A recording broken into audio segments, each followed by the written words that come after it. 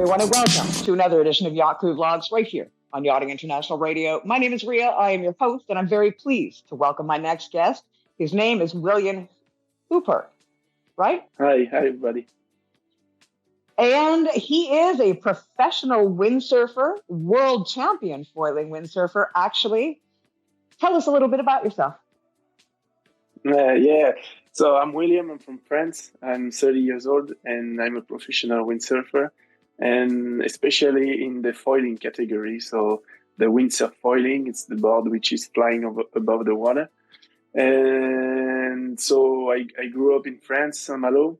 Been practicing a lot traditional windsurfing in the beginning, and since 6-7 years foiling came in the sport, and I've been one of the first guy to get hooked to this discipline, and this was really my thing. And last year I became the first ever windsurf foiling speed world champion, so that was the first ever title, and that was a really good reward of all these years of practicing and training, and this is really a good achievement. So for those out there that aren't all that familiar with windsurfing, give us a little overview of what skills you need to have in order to windsurf, and then what elevates foiling in the windsurfing category. Yeah, windsurfing is a really amazing sport, but can be a difficult sport to learn. It requires a bit of physical aspect, as the gear can be a bit big and a bit heavy, but that's really an amazing sport. And when foiling came across, it really changed everything, because the sensation and the feeling was completely different by flying over the water. It feels much smoother, and you never hit the water surface and the chop. And it became a more difficult things to learn, but it was also a really good thing for the older people and to keep going with windsurfing, because it's less physical. But nowadays we also see some younger people learning windsurfing and going straight into foiling, and that's really amazing for them. I have to say, before this interview, we were talking, and I mentioned that 40 years ago, I took a few windsurfing lessons. And at that time, the boards themselves they weighed more than an adult male. That's how heavy they were. So I can imagine. Now, are the foiling boards, are they a lot lighter? The boards are lighter because they are mainly made of full carbon. So they are much, much lighter. But they are also much shorter than you used to have 40 years ago. And talking about the beginners, nowadays with the new technology, you also have inflatable sails, which are really much more lighter, and also which float on the surface of the water. So when you fall, it's much easier to pick up the sail and keep going. So there is a lot, as you told, since 40 years, there has been a lot of innovation, and that's really good for the sport. What is the fastest speed that you have achieved while windsurfing? That's on wind foiling, that's almost 40 knots. So that's 39.8 knots top speed. And for the world record is measured on 500 meters average. And my best 500 was at 37.21 knots. So that's still slower than the world record of traditional windsurfing. But the fact is that we can go much faster in lower wind. So that's really interesting. And the sport is evolving every year. Like maybe 2 or 3 years ago, when we reached the 30 knots barrier, that was amazing. And now we are at the 40 knots barrier. Let's see in the future what we can do. What is your ultimate goal? Where do you see yourself going, say, in the next 10 years? What do you want to achieve? This World Championships was already a big goal since I was a child. But the goal is to keep going in the next years with World Championships, World title. And this year I've been Vice World title, Vice World Champion, which is obviously really good.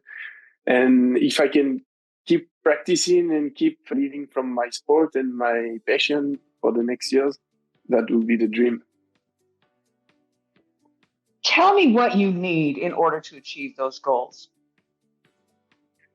That's a pretty good question, because windsurfing is an amazing sport, but it's really tough to get sponsored and get a living of it. And basically, from the past year, we've been living from the industry, so from the sponsorships of the brand. So the brand was sponsoring us in order to promote the brand, the gear, and all these materials that they give us. But since COVID, since a little bit of the crisis and everything, things have changed and the industry is suffering. And it has been much, much more difficult for them to support the athletes like me.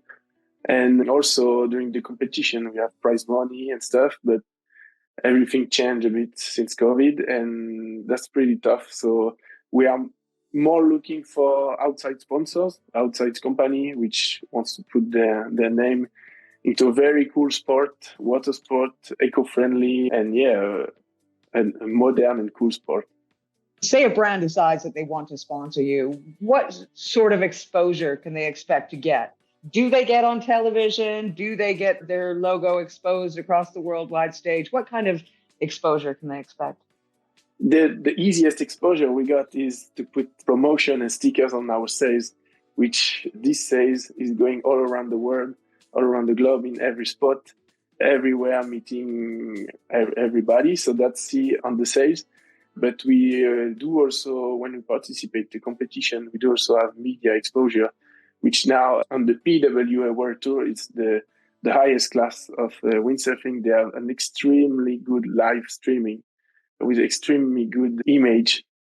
And so we don't so often get on TV, on traditional TV, but nowadays on social media, live streaming, YouTube and everything, the live coverage is really amazing. And it's really cool to follow the competition and everything. And that's the biggest. To be honest, I'm not sure TV is where anybody wants to be anymore. I don't remember the last time I watched TV, to be honest. It's all social media and streaming services. Maybe for older people, grandpa and grandma sitting in the house. But nowadays with social media and everything on the internet, the exposure can be really wide. Especially for Instagram. I'm not sure the last time I walked down the street that I didn't see 95% of the people staring down at their handheld device, their phone or whatever. If you're talking streaming, and they're getting it on their phone if that's what they're interested in. Yeah, true. You're also starting your own company, aren't you? Or you have a company? Yes. Yeah, true. I just started, and I've made the conclusion that making high-level sport is good, but sharing with people and with all these amateurs sailing all around the globe was also a big part of myself and of our sport. Because if you compare to a bigger sport, it's really difficult to reach Ron James or Rafael Nadal in tennis to ask him advice, to even play with him. And our sport is amazing because when we go sailing, whether it's training or competition, we usually met a lot of people and we sail together. We can give advice, we can meet, chat, have a beer. And that I came to the conclusion that opening my own company with a shop and a clinic program with coaching and teaching was a really good way to make a living of it, and obviously help people to grow my sport and to help people to achieve their goals. And people are dreaming of what we do, so if we can help them achieve their goal, that's a great experience. Our sport is really an experience sport. The more you practice, the more you learn, the more you go out on the water, the better you get. And this is obviously what we do as a professional athlete. We try to go everywhere in the world, every spot, learn as much as we could. And so when we meet people, we have a lot of experience, and we try to share it to people. And coaching is a really good thing for this.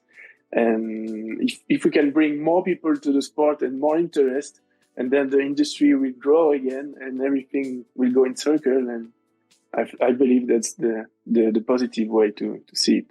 Jim, I have to say, it's been an absolute pleasure chatting with you. And I would encourage anybody out there that is looking for your next investment as far as sponsorship of any sport or sponsorship of an individual to definitely check out William and have a chat with him and see how you can help him out. And William, we're always here. If you ever want to come back and give us an update on what you're up to and what your next goals and aspirations are, we'd be more than willing to host you again. Yes, sure. Thank you. Thanks a lot for the exposure. And I hope we will meet one day and I will learn you how to foil. Where you can teach me how to windsurf on a board that doesn't weigh the size of a small car. For sure. The days. I'm dating myself for sure. You have been listening to William Huppert. He is a professional windsurfer, world champion, foiling windsurfer. All of his details are below this interview. You've been watching another edition of Yacht Crew Vlogs right here on Yachting International Radio. My name is Ria. I have been your host. We'll see you again next time.